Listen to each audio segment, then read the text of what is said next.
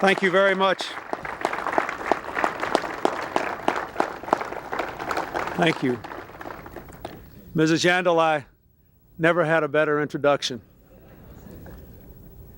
Before we thank anyone else, I think all of us should acknowledge that it was America's families who have beaten the gridlock in Washington to pass family leave. People like this fine woman all over America who talked to members of Congress, both Democrat and Republican, who laid their plight out, who asked that their voices be heard. When Senator Gore and I ran in the election last year, we published a book called Putting People First. I'm very proud that the first bill I am to sign as president truly puts people first.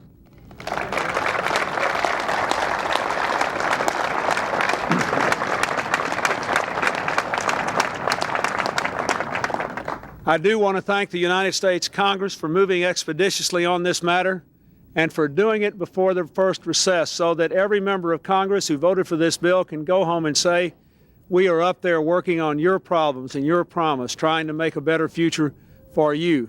This sends a clearer signal than any words any of us could utter that we have tried to give this government back to the American people. And I'm very appreciative that the Congress has moved so rapidly on this bill. There are many, many members of Congress here and many others who are not here who played a major role in this legislation.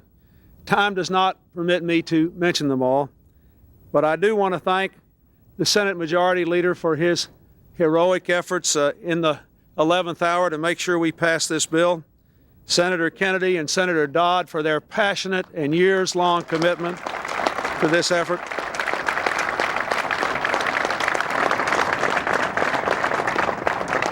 I want to thank the Speaker, Speaker Foley, and Congressman Ford, the chairman of the committee that had jurisdiction over this bill, and Congresswoman Pat Schroeder, and all the other Democrats who worked on this bill.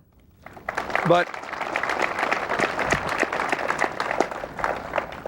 I want to acknowledge, too, consistent with the promise I made in my inaugural, to reach out to members of both parties who would try to push for progress, that this bill also had passionate support among Republicans. My old colleague in the Governor's Association, Senator Kit Bond from Missouri, I thank you for your leadership. Senator Jeffords and Senator Coates, I don't believe are here, but they supported this bill strongly. And Congresswoman Marge Rockema from New Jersey, her commitment on this was unwavering. Congresswoman Susan Molinari from New York and many other Republicans voted for, spoke for, and worked for this bill. I thank them, the subcommittee chairs who are here, and all the others who worked so hard to make this bill a real, live promise kept with the Congress to the people of the United States. Family and medical leave has always had the support of a majority of Americans from every part of the country, from every walk of life, from both political parties. But some people opposed it, and they were powerful, and it took 8 years and 2 vetoes to make this legislation the law of the land. Now, millions of our people will no longer have to choose between their jobs and their families. The law guarantees the right of up to 12 weeks of unpaid leave per year when it's urgently needed at home to care for a newborn child or an ill family member.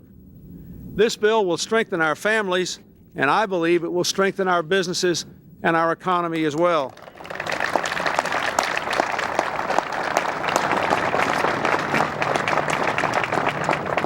I have spent an enormous amount of time in the last 12 years in the factories and businesses of this country, talking to employers and employees, watching the way people work, often working with them. And I know that men and women are more productive when they are sure they won't lose their jobs because they're trying to be good parents, good children. Our businesses should not lose the services of these dedicated Americans. And over the long run, the lessons of the most productive companies in the world, here at home and around the world, are that those who put their people first are those who will triumph in the global economy. The business leaders who have already instituted family and medical leave understand this, and I'm very proud of some of the business leaders who are here today, who represent not only themselves but others all across America, who were ahead of all of us who make laws in doing what is right by our families. Family and medical leave is a matter of pure common sense and a matter of common decency. It will provide Americans what they need most, peace of mind. Never again will parents have to fear losing their jobs because of their families. Just a week ago, I spoke to 10 people in families who had experienced the kinds of problems Mrs. Yandel has talked about today. Vice President Gore and I talked to people all across America who moved us deeply. We were saddened to hear their stories, but today all of us can be happy to think of their future. Now that we have won this difficult battle, let me ask all of you to think about what we must do ahead to put the public interest ahead of special interests, to pass a budget which will grow this economy and shrink our deficit, and to go on about the business of putting families first. There's a lot more we need to do to help people trapped in welfare move to work and independence, to strengthen child support enforcement, to reward those who work 40 hours a week and have children at home with an increase in the earned income tax credit so we can really say we're rewarding work instead of dependence.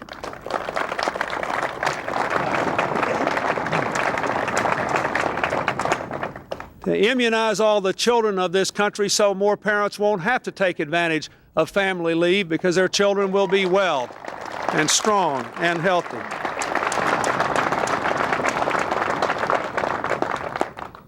Let all of us who care about our families, our people, the strength of our economy, and the future of our nation put our partisan and other interests aside and be inspired by this great victory today to have others when Congress returns to this city and we go on about the people's business. Thank you very much.